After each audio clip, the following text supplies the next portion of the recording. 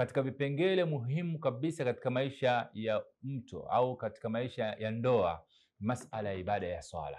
Yani swala ni kitu cha muhimu kabisa kuliko vitu vingine vyote, kwa sababu ni alaka baina mja na Mola wake. Kwa hiyo hii ndiyo ambayo inaweza kusababisha hata talaka ikatoka. Lakini kama tunavyohusia mara nyingi, wakati mwingine tumempenda binti au binti amempenda kijana kwa sababu tu ya ubora, uzuri wake, sura yake alivyo, mali yake aliyokuwa nayo, hatukuzingatia dini.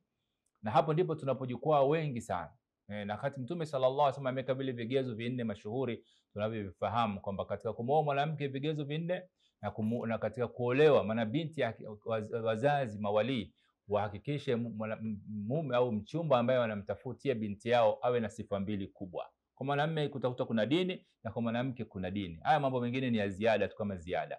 Lakini dini ikiwa imekamilika, imetimia vizuri, basi hapa ndipo tunaweza tukaozesha hawa watu. Kwa hiyo wakati mwingine hakuwa tuzingatie ile masala ya dini. Fadhfar bidhati dini taribat yadak. Yani zingatie katika dini, mikono yako itaingia baraka, anasema Mtume sallallahu alaihi wasallam. Na kule katika mwanamume Mtume akasema idha ataakum man tardawnahu dinahu wa khuluqa fazawwijuhu, kwamba akikujieni kijana akuja kuposa katika nyumba yenu mkaridhika na dini yake na tabia yake, fazawwijuhu, muozesheni. In lam taf'al takun fitnatun wa fasadun kabir, maana yake msipofanya hivyo itatokea fitna na fasadi kubwa katika ardhi. Kwa hiyo msingi mkubwa ni dini katika pande zote mbili.